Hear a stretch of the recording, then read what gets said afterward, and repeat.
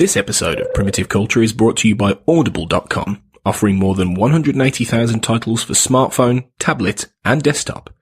To get a free audiobook of your choice and help Trek FM at the same time, visit audibletrial.com/trekfm. And also by Enterprise in Space, an international program of the non-profit National Space Society. Find out how you can help science and education and become a virtual crew member aboard the NSS Enterprise Orbiter by visiting enterpriseinspace.org. This is Tim Russ, Lieutenant Commander Tuvok on Star Trek Voyager, and you're listening to Trek FM. Open your mind to the past. All this may mean something. It's a primitive culture. I'm just trying to blend in. Some people think the future means the end of history. Well, we haven't run out of history quite yet. Hello and welcome back everyone to Primitive Culture, a Trek FM podcast all about our history, our culture, and how Star Trek relates to it. I'm back. Tony Black is back in the house. Back in black. There we go. Yeah. If we didn't have a better title probably lined up, Duncan, for this episode, that might have to be it. It could. I don't know if you always wear black because we've only actually met in person once, and whenever we speak on Skype, the little image of you is you in a black suit with a black tie. So I kind of imagine you are always wearing black, but. I'll leave that to the listeners' imaginations. I think people should assume, I am, even if I'm not. And then if you ever do Skype with me, you'll see that the Skype picture of me is not very indicative of real life. I'm about 3 stone lighter. Well, that's fair enough, I think. Anyway, joining me, as you may have guessed already, is Duncan Barrett, the Rock, who has, I'd say, kept the ship going without me. But you don't. You guys and Clara Cook, our other host, who isn't with us tonight, haven't needed me to keep the ship going. The good ship USS Primitive Culture has been sailing in a mighty fine way, I think, over the last few months. Oh, good. Well, that's glad to hear that you've been. You think we've been doing a decent job while you've been off pursuing other projects. But it's good to have you back anyway, and looking forward to chatting about this interesting topic. Well, yeah, thanks. It's been a good one to come back on this because.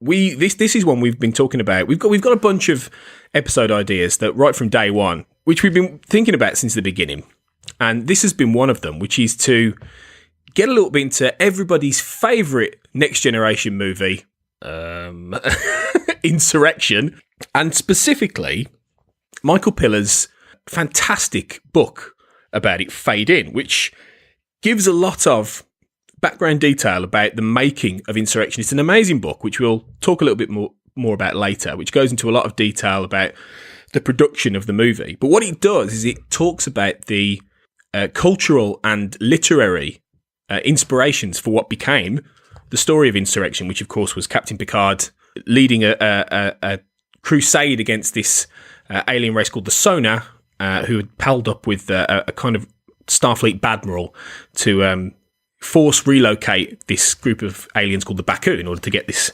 technology, this healing technology. So it was a basic story that has some really interesting historical allusions. Principally, Joseph Conrad's quite legendary novel Heart of Darkness, which doesn't sound that cheery subject matter, Duncan, does it? Considering Insurrection's it was billed as the light TNG movie after First Contact. It was, yeah. I mean, you're right. It's an unusual. There are many things that are unusual about Insurrection. I think you're right. Michael Piller's book is fascinating for kind of delving into some of the process that went on to kind of eventually give us that story, which I think for a lot of viewers, certainly for me, wasn't maybe what they were expecting at the time, or possibly even what they wanted. But you're right. I mean, basically, he talks about the very beginning of the book. He talks about the earliest discussions that he and Rick Berman were having, where they'd basically sort of meet up for lunch and they'd throw ideas around about what could go into this next film. And Rick Berman had said he very much wanted to kind of emulate The Voyage Home. That he felt that they'd kind of done the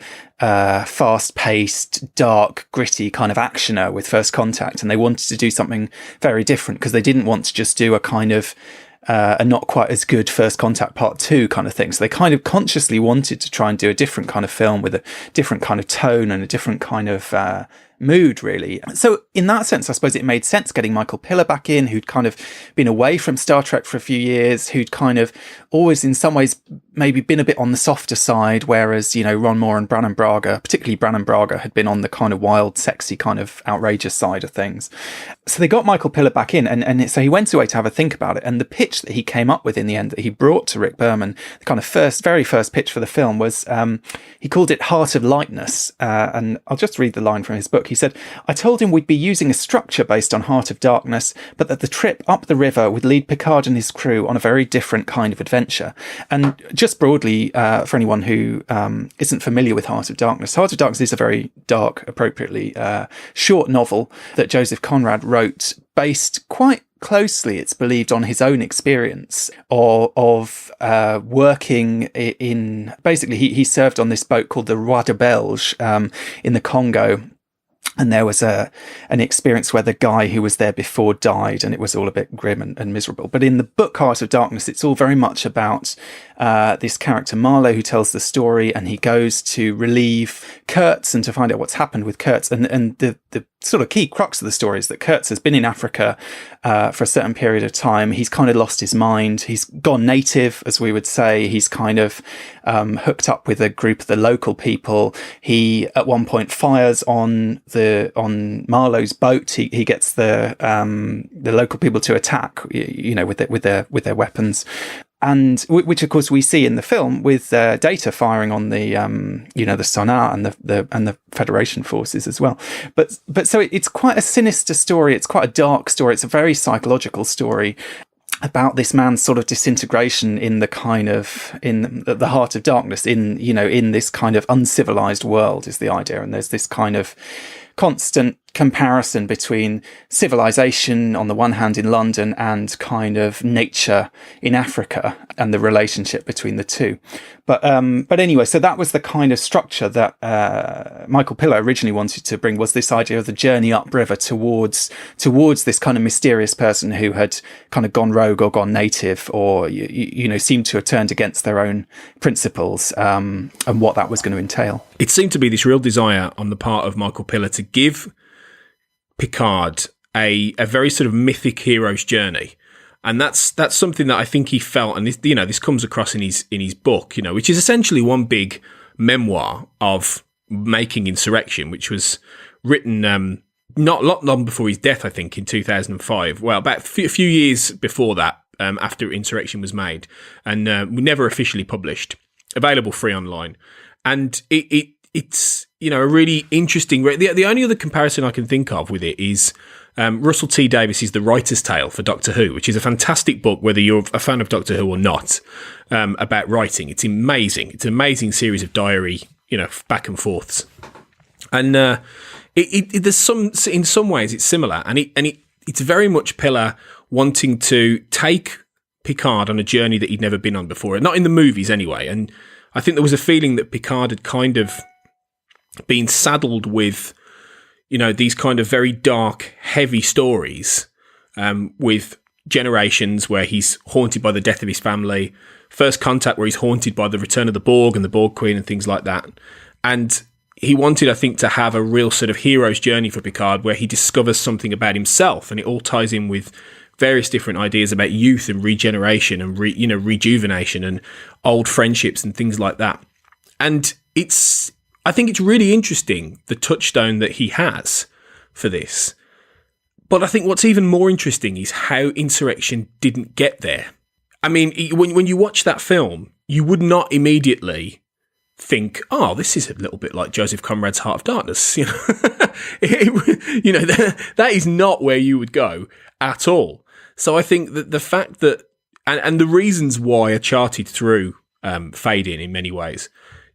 But I just think that, I think even after reading that book, there's a real interesting idea of how Picard's journey never quite went in the direction that Piller, or maybe anybody else, thought it would. Well, he was always trying to kind of balance different people's expectations and different people's wishes. So he has Rick Berman on the one hand with his set of kind of criteria. Then they send material they're working on. They send a treatment to Patrick Stewart, and Patrick Stewart says he hates it and he wants them to basically go back to the drawing board and start again. And I think part of that idea of kind of losing a bit of the kind of emotional baggage for Picard came from Patrick Stewart. He was the one who said, I don't want to be haunted in this film. He used some kind of cricket analogy, which the Americans were sort of barely able to understand, but basically say, I want to kind of hit the ball straight back at the bowler. Essentially, I kind of play it quite straight, play Picard quite kind of as a kind of straightforward, heroic character who knows what he's doing, who's in charge of himself, who's not going through some great kind of trauma or whatever. And then I guess Michael Piller was trying to struggle to sort of marry that with a story that was dramatic in some way and that had some kind of stakes. Because obviously if he's too kind of Teflon coated, then what are the kind of emotional stakes for the story? And what he ended up with was this kind of bizarre idea, which I think just does not come through in the film at all. The arc that he came up with for Picard was what he called the clutter arc. And this was after he'd kind of lost various other more dramatic, more interesting arcs. And the idea was that he felt that the Baku had to kind of offer Picard something that was intrinsically valuable to him. And there is that one line in the film where Picard says about how people in the 24th century would love to slow down and their lives are too busy and so on. Which interestingly, when the Mission Log podcast talked about Insurrection recently, Ken Ray was sort of saying this didn't ring true because, we know in the Federation there's no need to earn money. Everyone is essentially at leisure. Like, where's this idea of this fast-paced society that they're trying to escape from coming from? But what Michael Piller was trying to get across was this idea that Picard's life was cluttered. And literally, I think all that survives of that in the film really is there are a couple of scenes where there are slightly too many pads on his desk, or it's a little bit messy in his room or something. And I think, okay, so if you've read the whole process and you've heard that for a year Michael Piller was working on this script and trying to get this theme in there and everything, you can kind of just about spot that in the background. But it's so subtle in the film. I just think it doesn't read at all. And unfortunately, there was this one scene which is on the, if you watch the Blu-rays, it's a deleted scene where Picard's so busy trying to do his, like, read his pads and eat lunch at the same time that he spills his salad in his lap, which is a kind of justifiably cut because it's not remotely funny and it's just kind of silly. But I think it kind of shows you one of the things that's interesting about the book Fade In is the extent to which Piller is really struggling to kind of keep everyone happy and to try and find compromises and solutions to, every time he comes up with an idea, someone raises a problem. It's Rick Berman, or it's Patrick Stewart, or it's Brent Spiner, or it's the producers higher up at Paramount, or or then later on in the process they get budget cuts and they have to lose scenes left, right and centre to bring the budget down, or there's an issue over the weather and they have to shoot somewhere else and that affects the script and so on. So there's this kind of sense, which I suppose maybe he wasn't so used to on the TV show, where probably he had a bit more autonomy in some ways over individual episodes, because really they're bashing them out.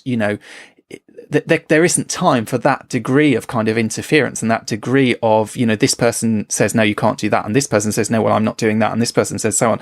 What I sort of got a sense of reading that book is the extent to which it almost just gets away from him somehow. This story he kind of loses control over it in some ways. And I think it's interesting, you might say that Heart of Darkness doesn't feature very heavily in Insurrection. I mean, that was like his sort of first idea.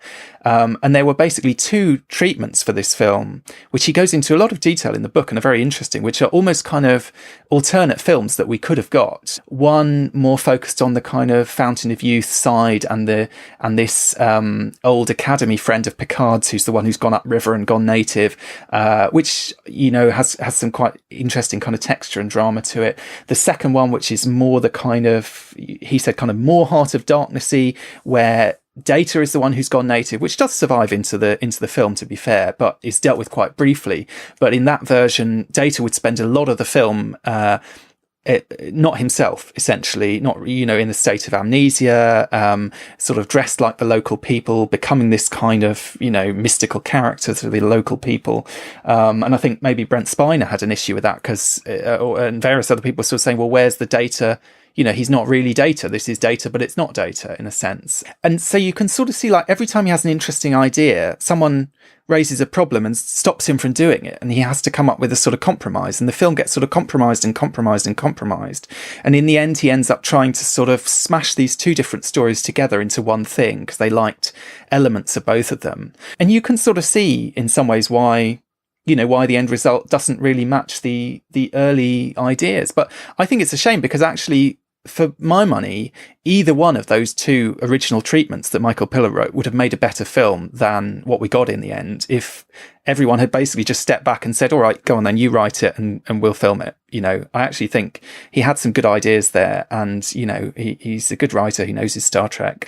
But in a way, the sense I got from reading this book was just the kind of crippling impact of all these people with all their opinions that have to be taken on board, and trying to kind of do a creative job when you've got 25 people looking over your shoulder the whole time. I think that's the key point with it, really, in that Michael Piller was a really good showrunner.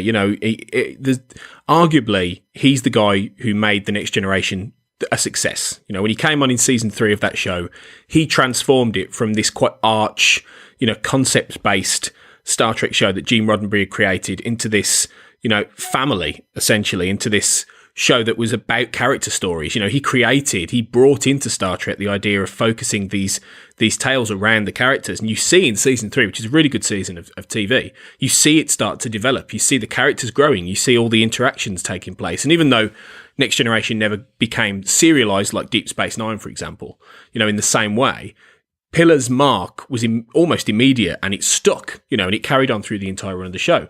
The problem he faced, I think, when he stepped away after, creating Deep Space Nine, getting involved in Voyager, and then stepping away for a while, and then they said, come and write the movie.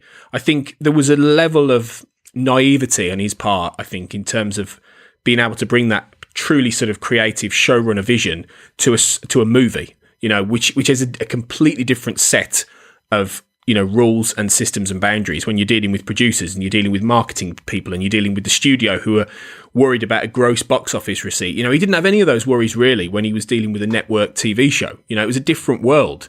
So I think when he came in, I don't necessarily think he's naive in the sense that he thought everything he wrote would be made, directly. But I think there is an element of, I don't think he quite anticipated how much the central journey for Picard, the central link to Conrad, would have to be watered down significantly, because when you read that, elements of that first script, the one about his old classmate Hugh Duffy up the river, and the Romulans being involved, and this this character called Joss, who's a complete idiot, and he's a Romulan, slick guy and all this and all that, nothing like that. He's anywhere near Insurrection, and you see that and you think, wow, he was forced into so many, like you said, so many compromises. And I think it's telling that the movie kind of is trying to serve half a dozen masters. And I think even though it's got good bits in, and it's not nearly as bad as some people have said, having rewatched it recently, I enjoy it. It's a nice, light, fluffy, extended 2-part episode of The Next Generation, basically. There's nothing really wrong with Insurrection as such, but that really powerful dramatic core that calls back to 19th, early 20th century literature with this potentially could have been a really powerful, heroic, mythic journey for Picard. It's just not there. And I think it is a shame, because I think at this stage especially, I think Picard could have shouldered that. He could have shouldered that kind of storyline. That's the thing. I mean, I have to say, my kind of personal history with Insurrection, when I went to see, I was 15 when Insurrection came out, and I went to see it at the cinema, and I was a massive Star Trek fan at the time. I was because DS9 was kind of wrapping up, I think, at that point, wasn't it? It was a kind of it was kind of peak Star Trek in a way. We'd had First Contact at the cinema, and I guess the problem was for me, I mean, like many people, I went to see Insurrection probably off the back of First Contact, expecting something similar, and was seriously disappointed by it. And I think maybe there was a kind of difference of opinion really between, say, Piller and Berman to some extent, who kind of maybe saw First Contact as a bit of an aberration, as a bit of a kind of experiment with a different kind of film, and that therefore this would be more of a return to form. And you're right, in many ways it does feel like a kind of 2-parter Next Gen episode. And now, with the benefit of time and nostalgia and so on, you can kind of take it on those terms. But, for me as a 15-year-old, as far as I was concerned, First Contact that's Star Trek now. That's what we expect from Star Trek. It's not like what Next Gen was when it was on TV. It's kind of become something, slicker and faster and darker and more exciting and thrilling and kind of sexy and all these kind of things. And so it was a real disappointment. And I think the other thing is, I mean, so my first instinct and my first kind of impression of Insurrection was as negative as anyone's. When I've gone back to it have liked it more. I mean, I think partly that comes with age. I think a lot of the themes in there speak to me more as a 35-year-old than they did as a 15-year-old. I think it is a kind of maybe a bit more of a sort of middle-aged story in some ways, which kind of makes sense. So I just think maybe there was this real kind of clash between what Piller thought he was doing, which was kind of correcting a erroneous course almost that had been made with First Contact and kind of getting Star Trek back on track. And maybe what people in the audience like me were thinking, which was that, the new track that's what we wanted now. And suddenly this thing came out of nowhere that was not what we were expecting at all. And I think the other thing is the humor in the film. I mean, it is consciously designed to be a funny film. The weird thing is, as you say, like Heart of Darkness is not a funny story. And I know this is meant to be Heart of Lightness, but at the same time, like the stuff that you're borrowing is not funny in itself. It's quite serious. The basic setup about the forced relocation, the kind of key dramatic scene of the film, which is the conflict between Picard and Admiral Dougherty, that's a deadly serious sort of philosophical point in a sense. It's that's real kind of morality play Star Trek going on there. It's not funny, but at the same time, what it feels like to me is there's this attempt to kind of marry a kind of knockabout comedy with this quite serious, slightly sort of abstract moral, political, philosophical issue, and it really doesn't work. And I think, in Star Trek 4, you've got, Nick Meyer wrote this. Well, Nick Meyer wrote the central section of the script, all the stuff in the past, which is all the funny stuff, essentially. I mean, in Star Trek 4, you've kind of got the stuff in the 23rd century, which is, is not ostensibly so comic, but as soon as they get back in time, it's a romp and it's funny. And that film is witty, and it's kind of the jokes really land. You can watch it for the 100th time and it still makes you laugh. And everything is pitched just right somehow. The comedy is all pitched just right. There's something about Insurrection that very few of the jokes really land, I think. It's got a slightly cringy quality. It's got a kind of dad joke quality. It's not witty in the way that the script for Star Trek 4 is. The script for Star Trek 4 is quite, clever, some of the jokes. I mean, if you think of, say, that scene where Chekhov's being interrogated and the back and forth, it's quite quick, it's quite sharp.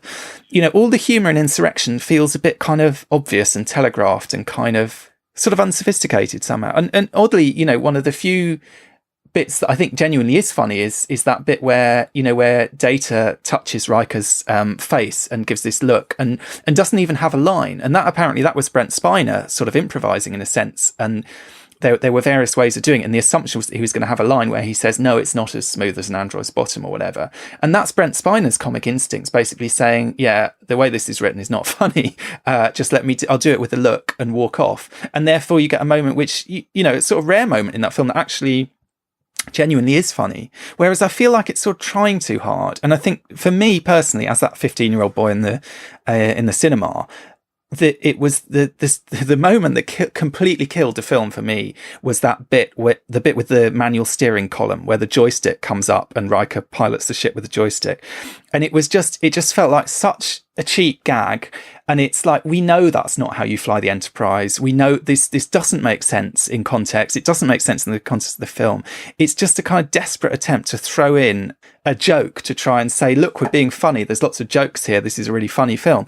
And it just absolutely killed it for me. It was, cringy. And it doesn't bother me as much now. I can kind of watch it and roll my eyeballs a bit. But it's interesting. As a teenager who I suppose took Star Trek very seriously, I feel like that was almost a moment for me where my kind of Star Trek fandom faltered. And from then on, it was more fragile in a sense. I mean, I watched through to the end of Deep Space Nine. I watched through to the end of Voyager. But with Enterprise, I gave up after about sort of 3 or 4 episodes. And I sort of feel like that joystick was the moment where I was no longer the kind of committed Star Trek fan who would, go to hell and back for Star Trek. I don't know. I was someone who was going to, I want you to do this properly or that's it, I'm out. Yeah, I think you would have found that with a lot of people, really. I mean, there's an argument, I would say, if you analyse 90s Star Trek, I think there's an argument that the rot starts to set in probably around the end of Deep Space Nine's 6th season, which was just before Insurrection, actually, because its last season had good spots, but season 7 of Deep Space Nine isn't really all that. And then you're into the later seasons of Voyager, really, and they are pretty poor on the whole, bar the odd few episodes, in my opinion, anyway. And then you go into Enterprise, which has has a couple of bright spots, but really, it had lost something really, and I think from this point on, it started to go down.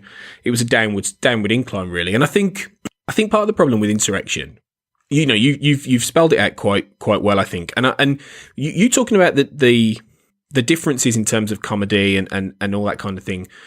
Weirdly enough, when I've rewatched First Contact, which is universally applauded as the best Next Generation movie, and that is true, I think.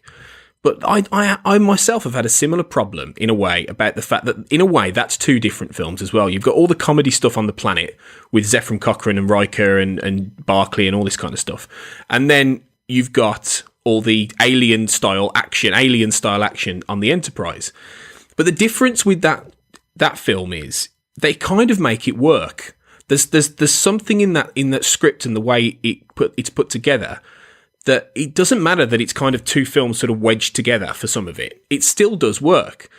Insurrection doesn't have that. Insurrection does feel like it's, and when you read Fade In, you realise this even more. It feels like that hodgepodge of all these different influences and different ideas that came from far more interesting, sort of powerful stuff that were watered down because the studio wanted, ironically, a sexier Star Trek. And interestingly enough, when you have all then they're reading the script and then they're looking at the fight, the first cut of the film. All the executives, before they get to some really sort of worrying test screenings, they're all saying, "Oh, it's the sexiest Star Trek ever. It's cool, it's fun," and they're so out of touch with what that film actually is, And then when it gets into cinemas, everyone's a bit lukewarm about it, and they're like, "Yeah, it's it's all right. It's not really." It's not First Contact, is it? At the end, and yeah, okay. It doesn't mean that they had to do the same thing twice, and it's a good thing that they didn't.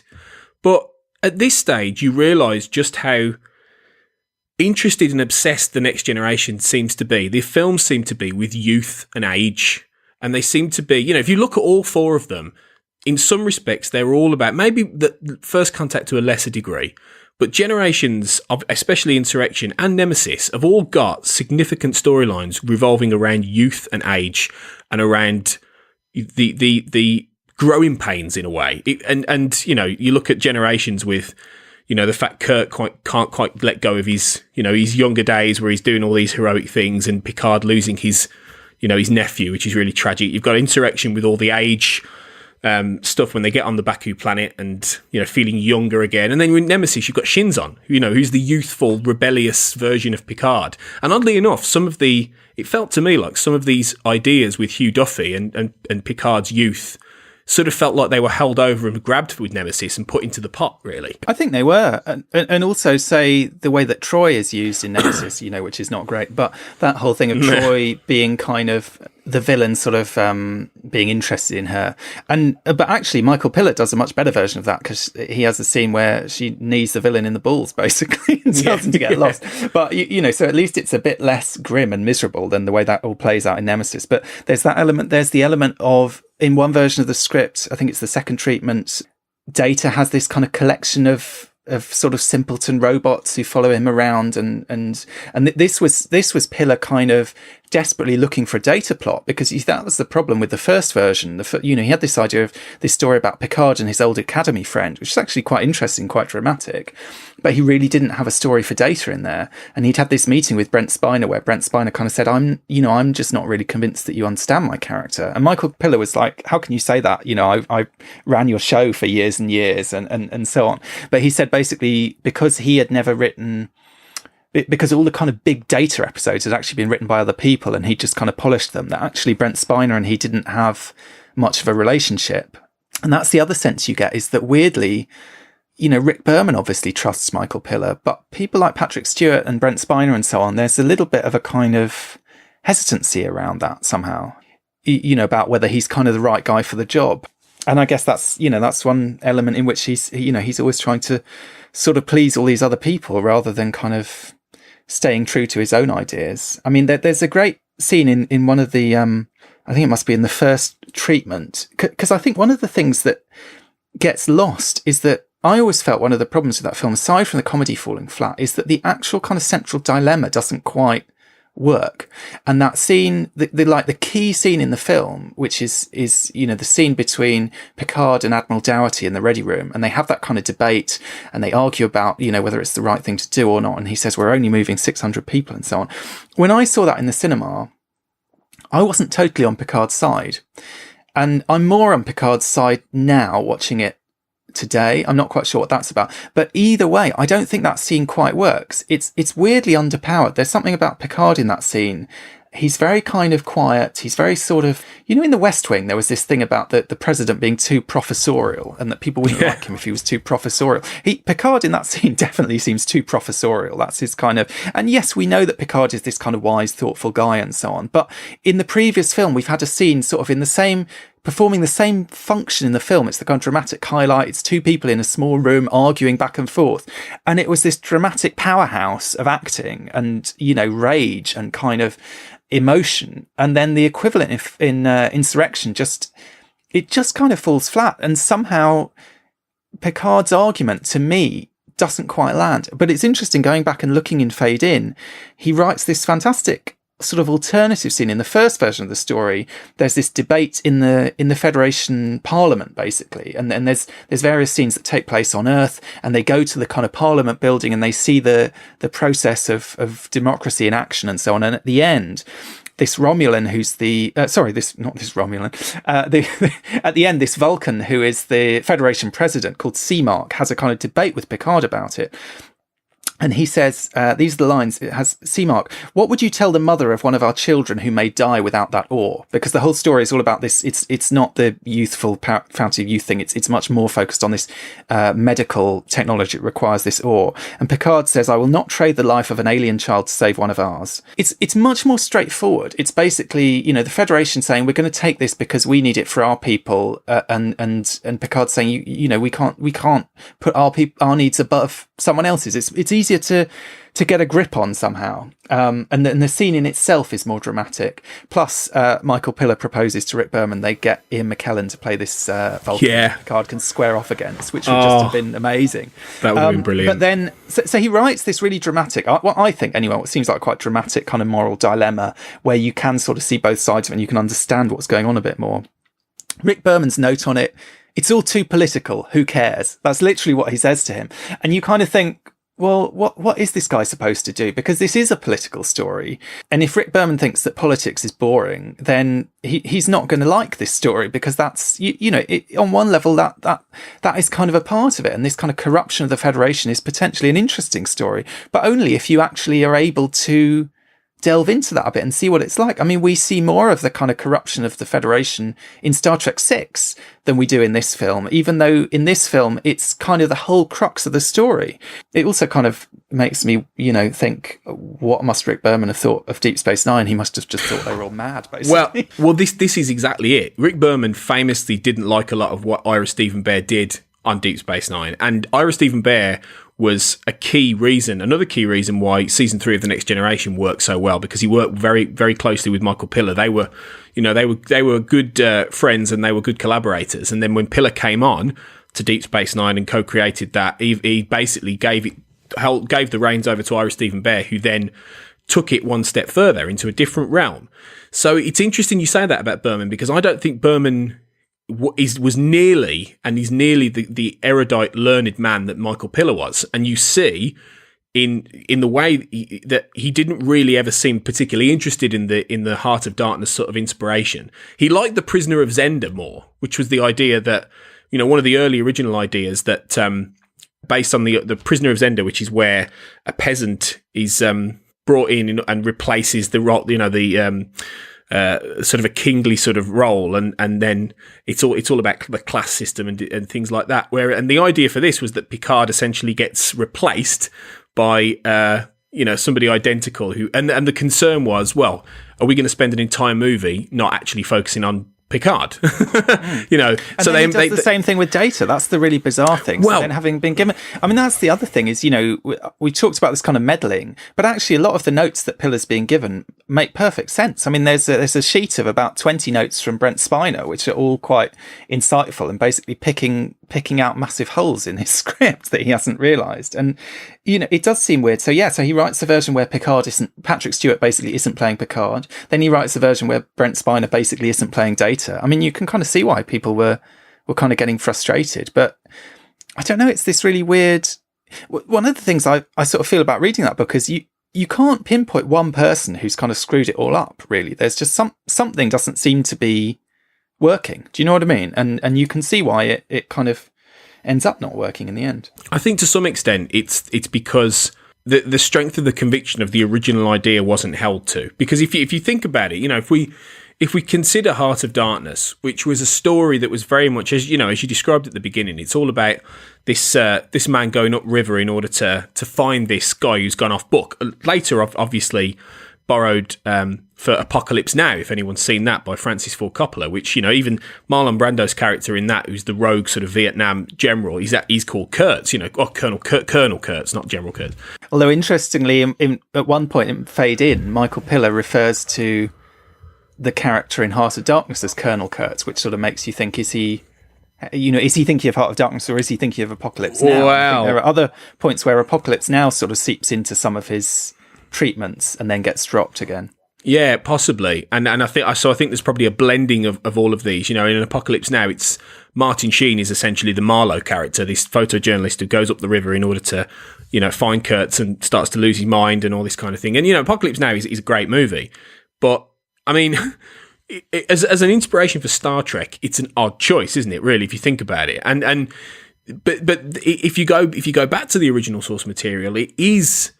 Even though it potentially sort of can be translated into a mythic hero's journey for Picard, at the same time, Heart of Darkness has got a lot of political and sociological commentary in it, all about Africa and the central idea ultimately is the British Western civilization more advanced? Are they just as savage, in inverted commas, as the Africans that they're forcing colonialism on? So. Really trying to transplant that into a Star Trek story could have been really fascinating if you'd had the Baku, and the Baku were envisioned in various different ways.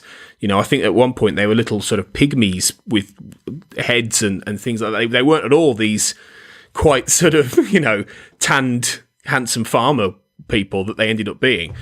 It reminded me of the El-Orians in a way. They had that same sort of semi-mystical sort of humanity about them.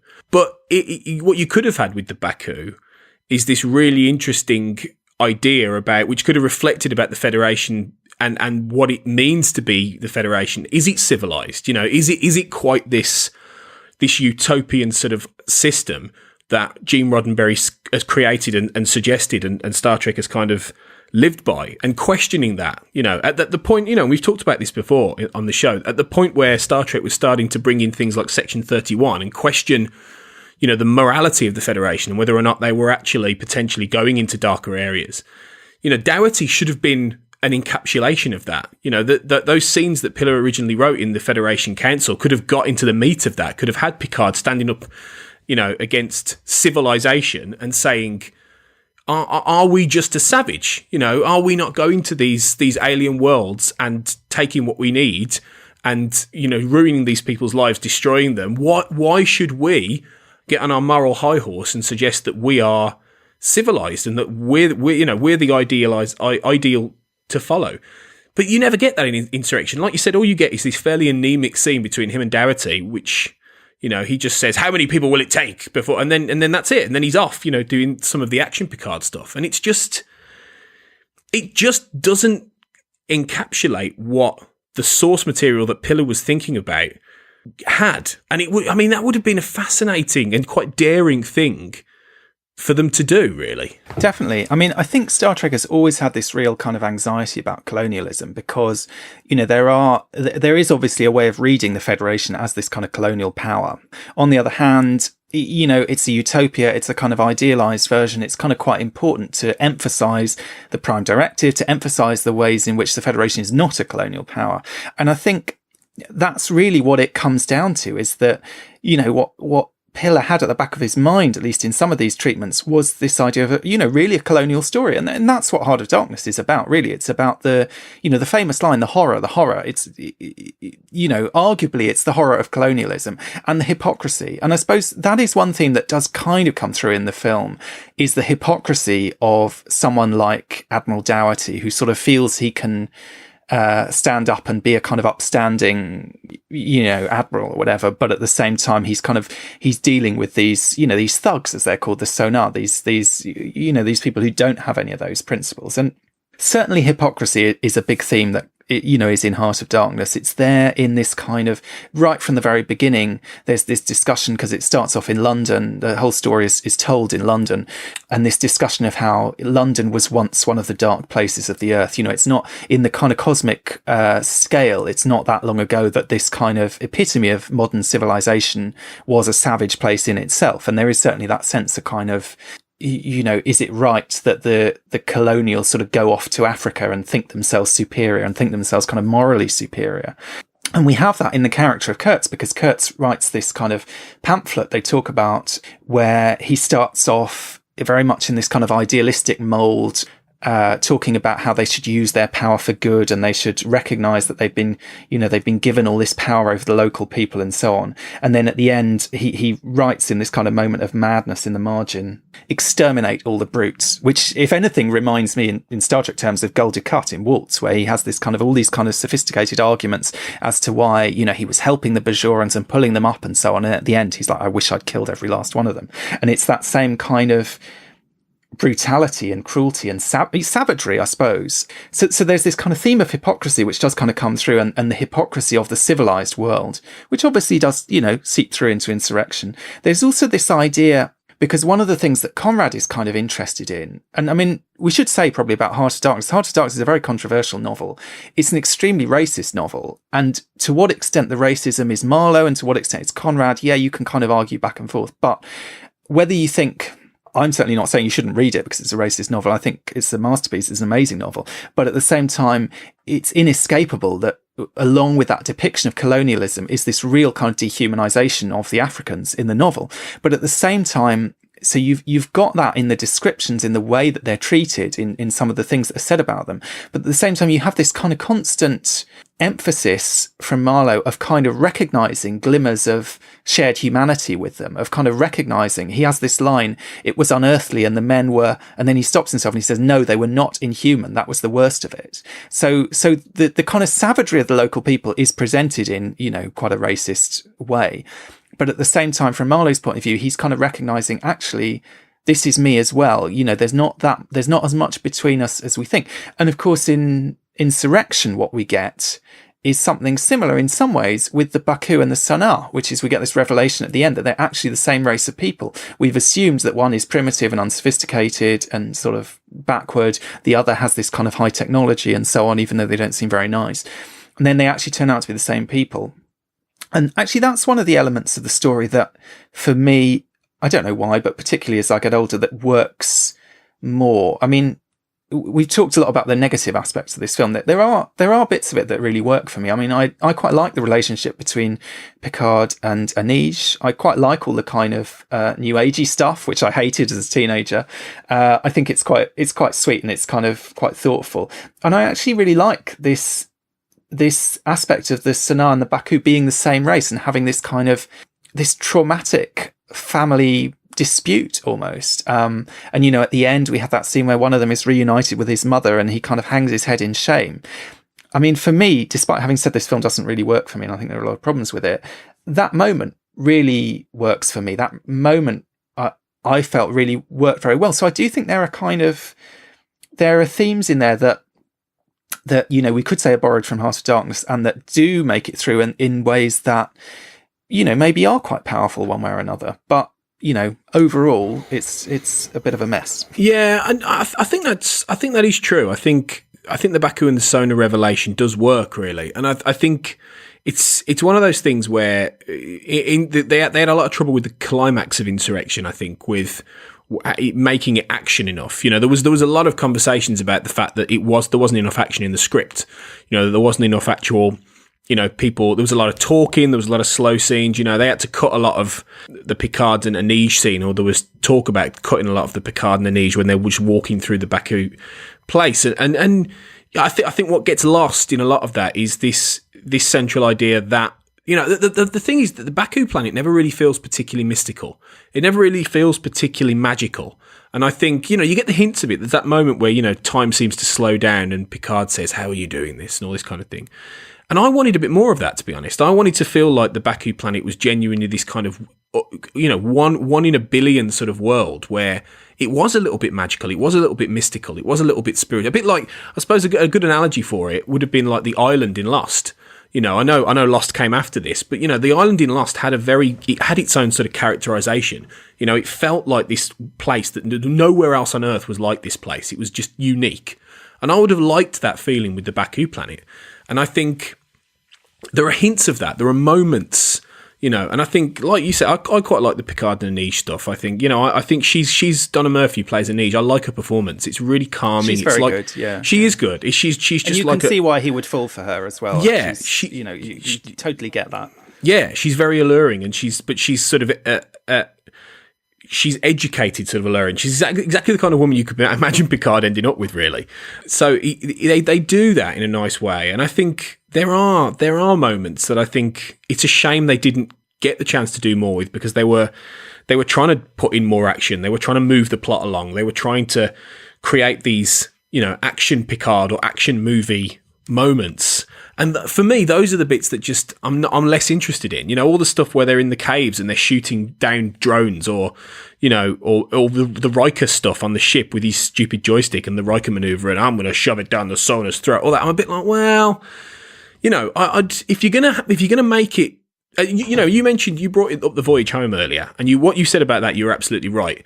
And the one thing they didn't do with that is they didn't compromise and suddenly have, a Klingon ship follow them back in time and start trying to blow them up and all this kind of thing. They kept it to being a character comedy, and all the way through that, it's just a character comedy. There's barely any aliens in it. There's barely any spaceships. It's a character comedy. What they could have done that with this, if they'd decided that they weren't going to go down the mythic sort of powerful hero route with Picard, which they don't really do anyway. If they'd have made it just a pure character comedy and emphasised those little moments, like Brent Spiner's improvisation, and that lovely moment where Geordie gets his sight back, and there's that beautiful scene where he's looking at a sunrise with that gorgeous Jerry Goldsmith music playing, stuff like that would have made a better film. And yeah, okay, it may not have been as cool and as sexy and as box office, explosive as they would have wanted, but I think it would have just made a better rounded movie. And I think it would have been more in tune with what Michael Piller did on the TV show, and I think would have wanted to do in this, because, when you read some of the script, I think it's one of the best, it might be the best script, the best Next Generation movie script in a way. I think some of the dialogue is better than in any of the other three films, but it just never quite executes in the right way. Well, I think the other thing is, I don't know if it's just because I've just been, reading Michael Piller's book, but I think there are a lot of people who maybe contributed to elements of this film that don't quite work. And it's not, although the script maybe is a bit of a mess, and not all the problems are to do with the script. And I do think it could have been handled, that script could have been shot better, whether that's, say, the scene between Picard and the Admiral.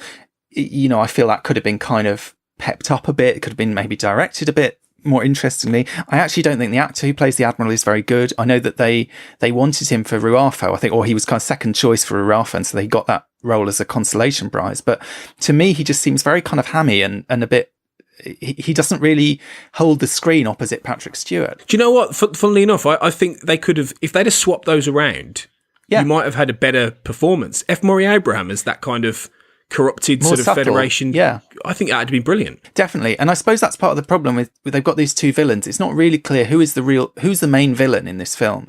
And Picard has this relationship with Dougherty. Picard actually has no relationship with Ruafo. It feels kind of weird at the very end where they have this kind of face-off, because there's been nothing built up between the two of them. They've barely spoken to each other, whereas in a way it's Dougherty that has been Picard's kind of opposite number in a sense, on the other side, but he's kind of out of the picture by then. But I think you're right. F. Murray Abraham I think is good, but it's quite a sort of understated performance. The Admiral is just a bit sort of hammy, and I don't really buy his performance entirely. I think there are lots of other elements, though. I mean, even down to like the production design doesn't seem quite maybe what we expect. If you think about like the Baku village compared to even say, Chris Nunn and I were talking about when we talked about First Contact, the design of the kind of ramshackle kind of post-apocalyptic community in that, it sort of felt quite real. It felt quite kind of well realized. The Baku village just to me looks like a kind of, well, it looks like a set, or it looks like a kind of, you know, those kind of like model show home things before anyone's moved in. It just, everything is so pristine. And the special effects, because they couldn't get the ILM weren't available to do the special effects. Again, the ships, you know, there's nothing wrong with the ship designs, but they look kind of plastic because they look kind of too clean and too kind of, everything is a little bit too sort of plasticky somehow. And I think actually Michael Piller made a very interesting point. There's a memo in the book where he said, when they were getting down to shooting, he said make sure the cast don't, the pace doesn't slacken because they're in such a beautiful environment, because he was basically, I think, thinking they would treat it as a bit of a holiday. And, you know, it does look gorgeous wherever they went in California, somewhere, you know, up in the hills or the mountains or whatever. It's very attractive and scenic, but I think as a result, it's true, the pace does drag. I mean, one of those scenes where the refugees are all kind of on the move, they're sort of traipsing along, you know, they're not, yeah. There's no sense of urgency. And I think one of the weird things when you think about Heart of Darkness is quite a difficult book to read. It's very sort of dense. It's very kind of intense. And there's a real kind of atmosphere, a mood pervading it, a kind of sick, kind of horrible tension and kind of psychological, it grips you, it's got hold of you somehow. Do you know what I mean? Insurrection almost couldn't be more different. There's no tension whatsoever. There's kind of a real, you know, which works fine for some of the kind of nicer, slower things. And I do think there are moments in that film that are really nice. But it doesn't work for the kind of drama. And it's, you know, it's, I do think part of it even is down to like the setting, you know, that kind of, so there's the design of the Baku village. There's the kind of those hills that they go up into. I mean, originally it was meant to be a jungle. And of course, you know, if we're thinking about it in a colonial context, if you're thinking about it in terms of, you know, either Heart of Darkness or Apocalypse Now, you know, it was this journey upriver through the dense jungle, basically. And in the original version of the script, there were all these, the Sonal were doing all these kind of defoliation weapons to burn the trees to the ground and so on. You know, you can sort of see the imagery there would have been much stronger. They had a battle on the beach, which would have been quite dramatic. Originally, it was meant to be, you know, you talk about Lost, it was meant to be a community by the ocean, which I think would have given it a bit more drama somehow. And they moved that because someone said, well, you know, if we shoot on the coast, there might be fog in the mornings and it might delay shooting, so we'll move it to a lake instead of the coast. Well, you know, a community by the side of a lake doesn't have the same inherent drama as a community by the side of the coast visually. So there are all these kind of little decisions that were made, you know, whether to save money or whether for this or whether for that or whatever, I think we're kind of slightly chipping away at what might have given it a bit of character somehow. And that's why you end up with a film where the action sequences feel a bit sort of bland and undramatic somehow. And so what you're left with is this other sort of slower stuff, which is, you know, maybe, you know, on its own terms is quite nice, but it just doesn't feel like it hangs together. And it doesn't have, you know, First Contact feels like a very fast paced, tense, gripping film. It kind of barrels along. This one, I know it's meant to be a comedy, but I don't, that shouldn't be an excuse for it feeling so kind of slow and gentle and kind of flabby almost. And I think that's part of the problem. It's just too kind of coasting, you know, it's kind of coasting along. It does coast. It does feel like it never quite gets out of second gear, really. And I think what I take from this film, like we've talked about, you know, we have knocked it a fair bit, but we, you know, there are like we said, there are things we like about this. And I would happily just sit down and have it on in the background, Insurrection. You know, it's nice in that sense. But I think I'll always look at it and think to myself, what if, you know, what if we'd have managed to have that kind of powerful Picard story, you know, and because I think in some respects that they never quite got the Next Generation movies right in a way. I think First Contact is the closest they got, but First Contact was the natural sort of sequel to the TV show, really. I mean, The Best of Both Worlds could have been a movie almost in itself. It was that powerful. It was that iconic. It struck a chord in that show, even though it was quite early on. So, First Contact made sense to do that story, to pay off that with Picard, because that was his most powerful sort of lingering story arc in a way, even though you're talking about a TV show that didn't really do character arcs in the same way. But it did stay with Picard all the way through, and they would come back to it at various points.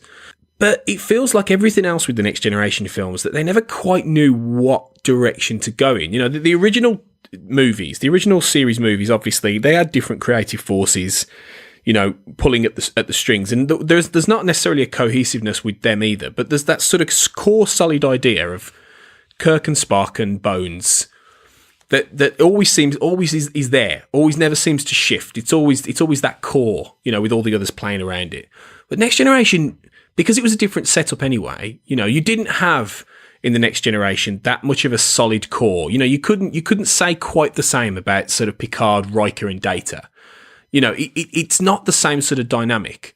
So it felt like that they always thought that the key to making these films work was a strong, powerful story for Captain Picard. But aside from First Contact, I just don't think they ever quite got that right. And I think part of it is because they were trying to sort of partially, and this was a lot of it would seem to be Patrick Stewart's influence, partly trying to reimagine Picard as an action hero, in that same sense. So it never quite feels like they got that right with Picard, in the sense of they never quite seemed to understand where they wanted to necessarily take him, and therefore take the actual crew in that way. So I kind of feel if they had have done this really sort of strong Heart of Darkness sort of story for Picard, would that have been his most powerful story? Would it have ended up being one of the most powerful Star Trek movies? Because you had a story that really got into the very core of Picard's morality and the Federation, and him as this very different captain to Kirk. Kirk was a cowboy in space. Picard was a very moralistic, strong, leader, and he's the guy who you would want to send out there to delegate with new alien races, because he sort of encapsulates what you should be proud of about being a future human. So to have him go up against that very organisation properly, would it have been his finest hour? That's what I always wonder. Yeah, I mean, I think you're right. I think there is a great potential for drama there, for, the idea of him going up against the Federation Council. Kind of what he says at the end to Anish. He says, I'd love to just stay here and kind of, throw in the towel almost, but I need to go back and make sure that someone's kind of keep holding them to account, in a sense. And I suppose, yes, there could have been that journey, that kind of realization. I mean, in Heart of Darkness, what you have for Marlowe is a sort of realization, a looking at the world in a different way. Do you know what I mean? When he comes back from Africa and he comes back to civilization, he sees the kind of hypocrisy in the civilized world. He sees, he sees it all as kind of a tissue of lies. And at the very end of the novel, he himself is complicit in the lies, because he goes to see Kurtz's fiancée, but instead of, she asks what his final words were, and his final words were this line, the horror. But he can't bring himself to tell her that, so he says, oh, he just said your name. So it's kind of like he's become kind of enmeshed in this kind of, this hypocrisy, this lying, this kind of fiction of the kind of civilized world. There's a line in the book quite early on. He says there's a taint of death in lies. And so this idea of kind of the power of these kind of lies and the kind of moral kind of corruption, in a sense, of an organization that will lie to its own people, which is what the Federation is doing in this story, which is what Dougherty is doing, early on in the story, where he's saying, oh, okay, you've done your bit. You will go and don't worry about what we're doing over here. There's an obvious cover up going on. And I think that doesn't really, it becomes a bit too easy. It becomes a bit too much like he tries to argue with the Admiral. The Admiral says no. The only solution is for him to take off his uniform, go down, get some guns, sort of take matters into his own hands. And part of the problem is that feels a bit sort of cartoony and a bit kind of silly, and a bit too sort of obviously kind of action-packed for what is essentially a more kind of moral, political, sort of grown-up story in some ways. I think the other problem, though, that the story has is because they married the Heart of Darkness story with this kind of Fountain of Youth story, there's this kind of question all the way along about how much are people acting in character and how much are they not? And, is Picard only acting like this because he's being kind of regressed in the same way that he's doing the Mamba and he's kind of, acting quite silly in other respects? And I mean, it's very early on in the film that everyone starts acting out of character. I timed it. It's about 15 minutes in. You start getting, this extreme flirting between Riker and Troy. You get, Worf oversleeping. You get all this stuff coming really early on. And I think that was deliberate. They wanted to feel that it was happening quite quickly. But it means that, weirdly, Picard, from almost the very beginning of the film, seems quite silly. And if anything, he gets sort of more serious and more Picardy the more time he spends on the planet, which is almost the opposite of what it should be. And I just sort of wonder whether partly this Fountain of Youth thing it sort of confuses matters. I mean, I think it's interesting, the idea of time and the kind of subjective experience of time. That is another theme that you could say is picked up on from Heart of Darkness, because there is a line actually in Heart of Darkness where Marlowe says of the native people, I don't think a single one of them had any clear idea of time as we of the end of countless ages have. They still belong to the beginnings of time. They had no inherited experience to teach them, as it were. So there's this idea, which was very common in kind of colonial narratives, that the sort of unsophisticated native people, because they don't have watches and they don't have clocks and so on, they have no concept of time, and that time was this kind of marker of civilization in a sense. But of course, it's interesting because what we have with the Baku is they're kind of like high-level mindfulness practitioners. Basically, they can essentially freeze time just by being in the moment. This was all the stuff that, as a teenager, I found slightly unbearable about this film. It seemed very new agey and silly. And these days, when I watch it, it's more appealing to me, and I can kind of understand why Captain Picard might want to get involved in it. But then at the same time, you've got this theme of, as Worf says, feeling aggressive tendencies, of everyone kind of regressing and being more childish and less kind of meditative and more kind of, that's the weird thing. They all sort of regress into being teenagers and being quite kind of hormonal and silly. Whereas the Baku haven't done that. The Baku have almost done the opposite. They've become very kind of wise and slow and measured and so on.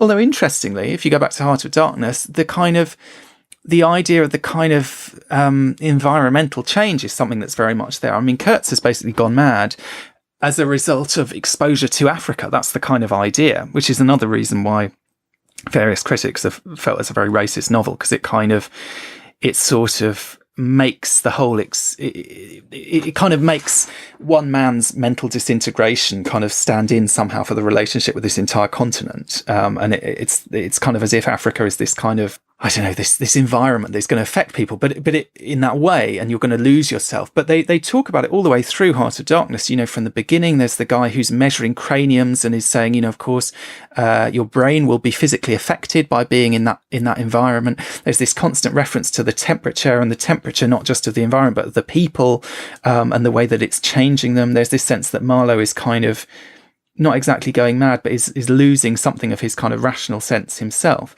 So there's definitely that theme in Heart of Darkness, as in Insurrection, that this is an area of the world or an area of space where the kind of environmental conditions make people behave unlike themselves.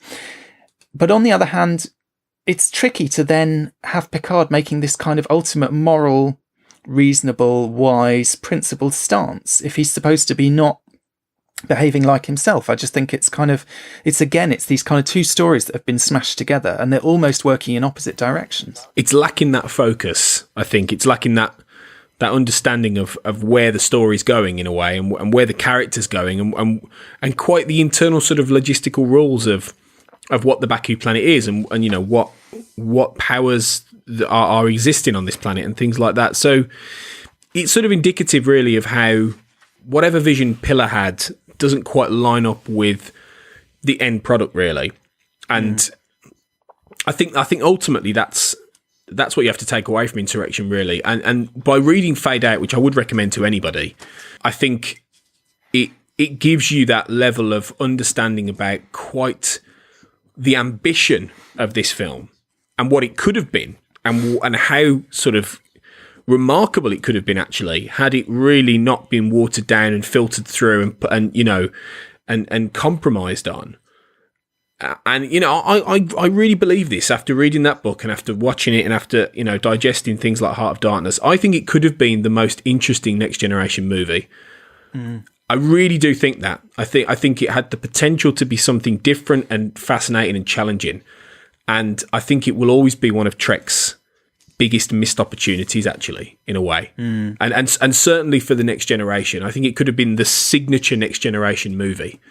But it kind of sums up the fact that, as I said, I think the obsessions that the writers seem to have about the aging gracefully of this crew and the middle-aged nature of this crew, that they never seem to, you know, the original series crew always seemed quite comfortable in their middle age. You know, the writers seemed quite comfortable writing for middle-aged Shatner and middle-aged Nimoy. You know, they sort of just rested into these roles, you know, when these characters got older. There's an argument that they're actually better characters in the 80s and 90s than they were in the 60s. You know, I personally think that. I love the movies more than I do the original series by far. Well, they had to reinvent them. That's the thing. Yeah. I think a part of it is enough time had passed in that instance. Certainly when you get to Wrath of Khan, I mean, maybe the motion picture's a bit of an anomaly in some ways, but certainly once you get to kind of Nick Meyer's, you know, reversioning of Star Trek in a sense in the Wrath of Khan, enough time had passed that they had to reinvent these characters. They had to kind of acknowledge that they were not the same people that they had been, you know, when they were on the TV 20 years earlier or whatever. I think the problem with Next Gen is they went straight from the TV show into the movies. And so in Generations, there's literally no time gap. In First Contact, it sort of feels like there's not been much of a time gap. This is the first film, I think, where they do start to look a bit older. You know, everyone's got a bit more of a paunch. There's a kind of, you know, there's a sense that they're kind of maybe a bit old for all this. And Picard even has that line, you know, we're too old for all this. But at the same time, because there hasn't been that gap and it's just like they go away for 2 years and you don't see them for a couple of years and then they come back and they sort of do seem a bit older. I don't know, there's something a bit awkward about it. It's kind of, it feels a bit more like the sort of elephant in the room. It can't be the kind of main theme. And there's this interesting issue where the Fountain of Youth thing nearly floundered because Rick Berman basically said to Michael Piller, you can't do this story where Picard gets younger because Patrick Stewart will think that you're saying that he's too old for this job, basically, and that Picard's an old guy and that he won't like that. And we know that Patrick Stewart wanted to do all the action and the kind of kissing and all the kind of, you know, all that sex and shooting kind of stuff. So there's that kind of, again, there's that sense of his hands being tied constantly. Every time he tries to go in one direction, there's a problem and it has to be kind of reined in and compromised and so on. And I think, you know, as a result, a lot of the kind of interesting sort of glimmers of more kind of knotty stuff that could have been in the film gets, you know, diluted again and again. I mean, interestingly, we talked about how some of the themes that don't make it to the film carried on into Nemesis, you know, certain elements that carried forward into Nemesis from the early treatments. Also, I would say, actually, the kind of Heart of Darkness story really comes back in Star Trek Beyond. And that, again, is a film where, if you looked at the trailers for Beyond, it appeared to be a film about colonialism. You have that line where Idris Elba's character says, this is where the frontier pushes back. And this sense that the Federation had kind of overstepped itself, that there was this kind of colonial anxiety. And that doesn't really come across in the film. But I think in the character that Idris Elba plays, there's this sense of someone who's kind of lost themselves not so much mentally, but kind of spiritually.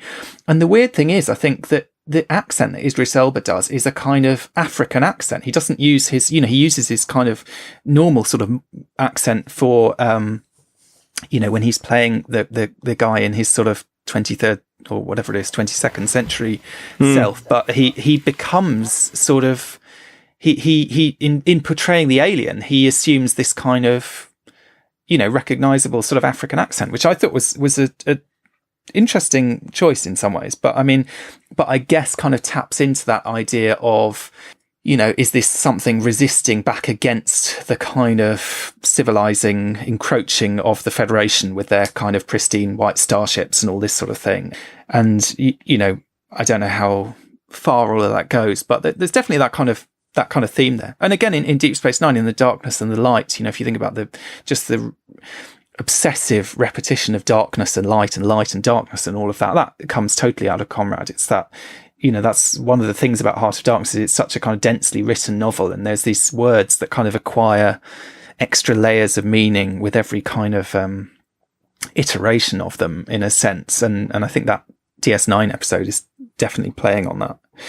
But I think the problem is that all these things, they're quite knotty, they're quite deep, they're quite sort of uncomfortable, tense issues, and they're not going to marry very well with this kind of attempt to write, the one with the whales again, only without the whales, and kind of make it a funny romp. And maybe that's part of the problem, is like, it just doesn't hang together, really. The different elements don't fit together in one film. No. And it is a shame. It is a shame. But it's interesting, those other possibilities, for the use of darkness. You made a comment on message earlier today where you said maybe that's where they got Star Trek Into Darkness from as a title, and I think I said I don't think they were looking that deeply with Star Trek. But no, I joke about it. But no, I look you out. It's a good point, really, because again, that's a film which is getting into the very sort of dark heart of the Federation with somebody like Admiral Marcus, who could easily be an Admiral Dougherty, that same kind of morally compromised guy who is prepared to do, some unspeakable things for the sanctity of the Federation. So it's all whipped up into the same brew, really. Star Trek trying to flirt with these ideas, but never quite going up the river, I suppose. And I think the only person who actually did go up the river, once you read Fade In, is Michael Piller, actually. Yeah. Because he and lost his mind in the process. There's a little bit of that, There's a little bit, there's that famous documentary, Hearts of Darkness, about how Francis Ford Coppola went a bit crazy making Apocalypse Now, which is, a fascinating story in itself. The production of that film is as fascinating as the movie in many ways. So, in some respects, I think maybe anyone who tries to tackle this kind of, Conrad-esque story goes a little bit up the river themselves. And I think that certainly happened to Michael Piller. And it's a shame, because I think I don't think Insurrection is necessarily what he's going to be remembered for, but I think he would be the first person to say that he wishes it had turned out differently. And I wish that for him too, really, because I think his ambition and his ideas were wonderful. And I think it's a shame we never got that movie. Maybe in the Kelvin universe, or the mirror universe. No, not the mirror universe. I don't know what the mirror Michael Piller would be like. he'd have an evil beard, probably. That's almost certainly. Yeah. But maybe that film exists in another one of the Star Trek universes. Who knows? Who knows? In some parallel universe where he was allowed to make one of his original ideas. I mean, No, it's interesting. I suppose reading Fade In, you do feel very sympathetic to Michael Piller, I think. And you really do get a sense of what a difficult job it is that he's taken on, and how, he's trying his best. He's putting a lot of effort into making everyone happy. And, and like you say, there is good dialogue in there. There are lots of good moments in there. He doesn't kind of give up or anything, but he does. I mean, he doesn't ever say that he completely lost the plot, but he does tell this quite funny story about how, and I can't even remember what the reason for it was, but anyway, he wrote a scene about Beverly having a mud bath and a llama pissing in the mud or something.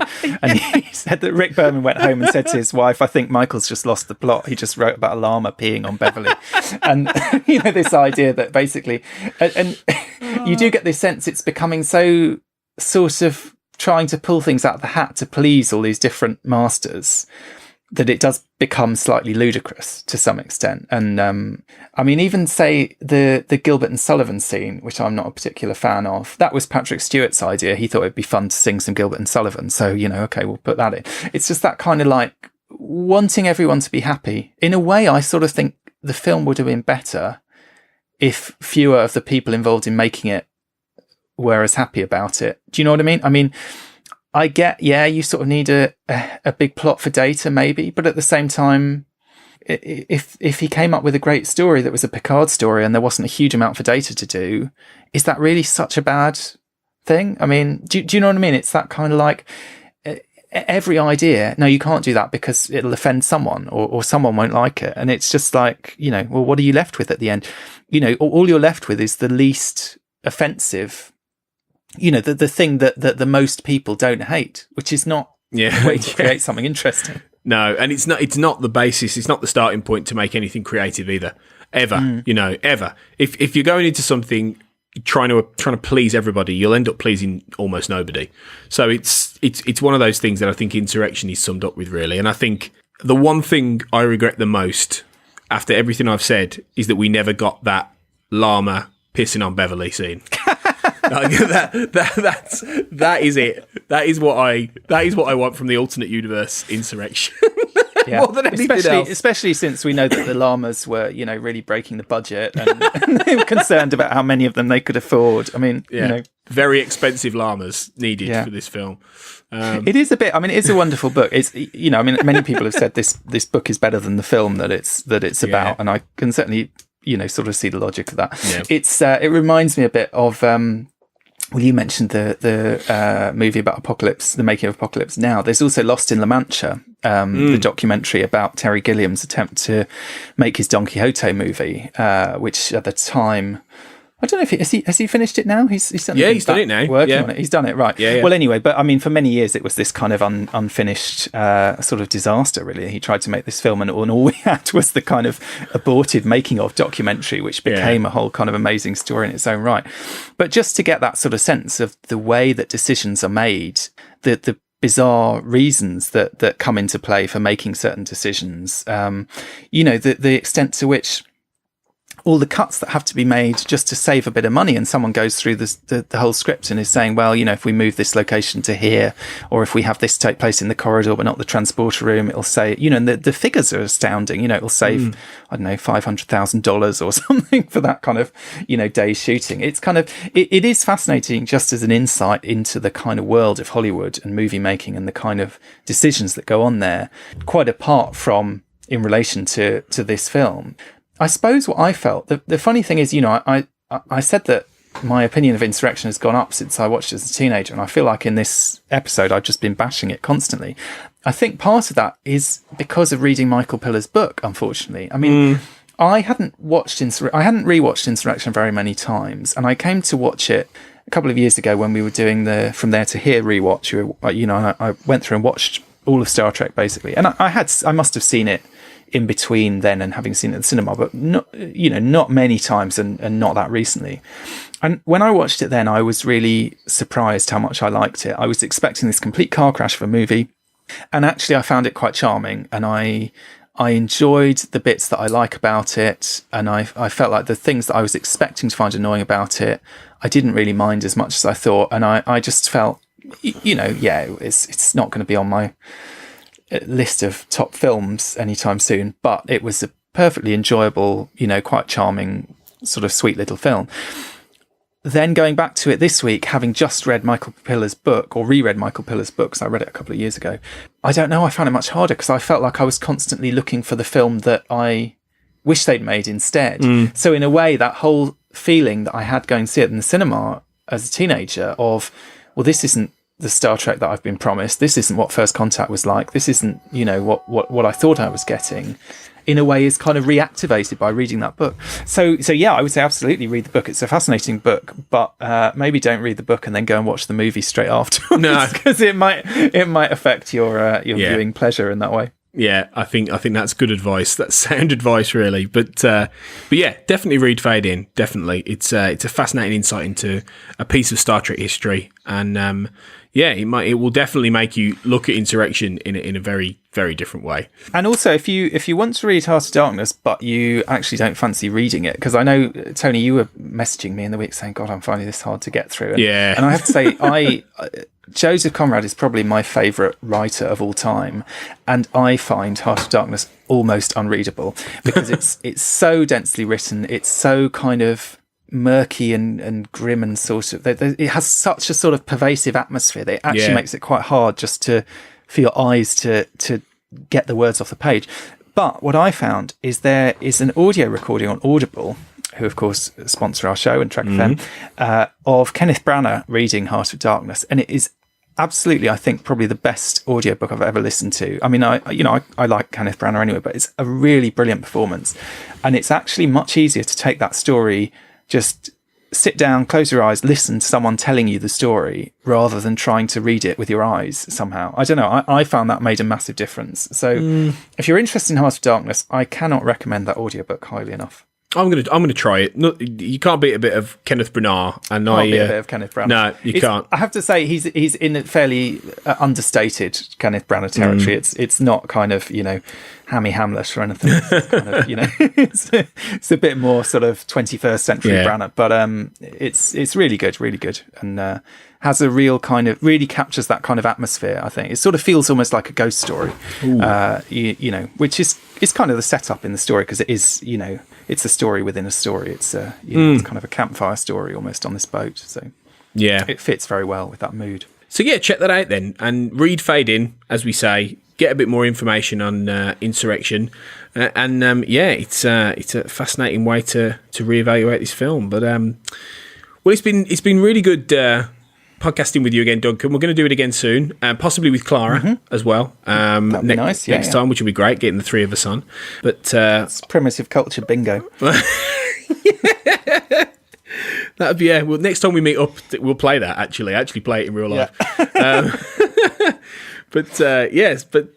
Primitive culture bingo, Insurrection, Michael Pillar, Joseph Conrad, and urinating llamas isn't all we're talking about this week on Trek it's hard FM. to imagine, isn't it? I know, it's a shocker.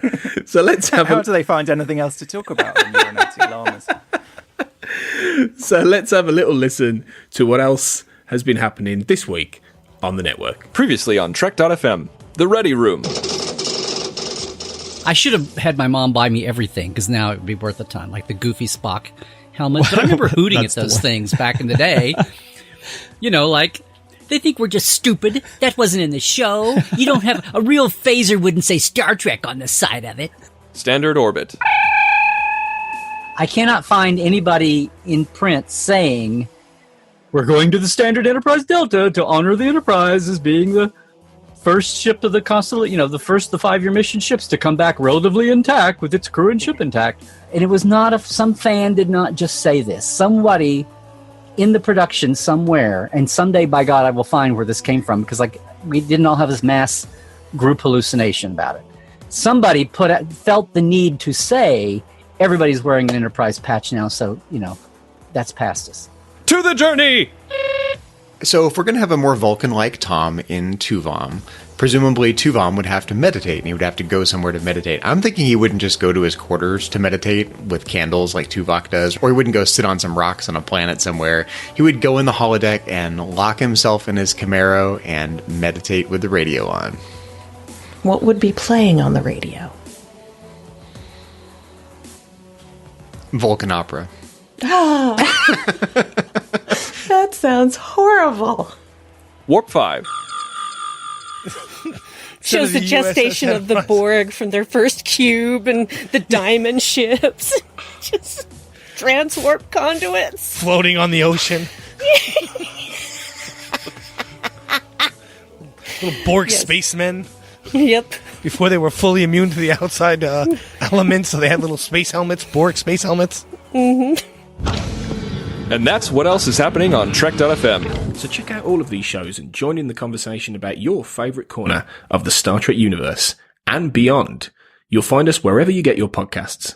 If you're an Apple user, be sure to hit the subscribe button in Apple Podcasts on iPhone, iPad, or Apple TV, or the desktop iTunes app to get the latest episodes as soon as they are published.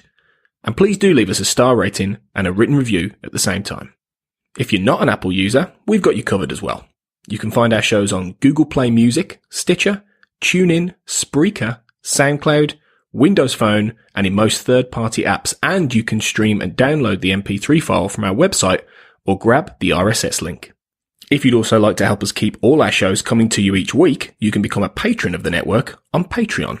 Visit patreon.com/TrekFM, that's patreon.com/TrekFM, to get all the details. Perks include early access to episodes, exclusive content, producer credits, and more, available through our special patrons website, the Patron Zone. It requires a great deal of money to produce, host, and distribute these shows each month, so we really appreciate any support you can give us, and we hope you'll join the team. Again, you'll find all the details at patreon.com/TrekFM. Duncan and I would love to hear your thoughts on today's show, and there are many ways for you to get involved and do just that. The best place to join in the larger conversation is the Babel Conference, our listeners group on Facebook. Just type Babel, Babel, into the search field on Facebook, and it should come right up. If you'd like to send us an email, you can use the form on our website at trek.fm/contact. You can also find the network on Twitter at TrekFM and on Facebook at facebook.com/TrekFM. You can find Duncan and I on the Babel Conference as well, and you can find us both on Twitter, Duncan at Barrett's Books and myself, Tony, at Black Hole Media. And you can also find me hosting my own podcast, the Xcast and X-Files podcast, if you type that into Twitter and Facebook. So thanks everyone for listening to this episode of Primitive Culture. We'll be back soon to discuss more history, culture, and how Star Trek relates to it.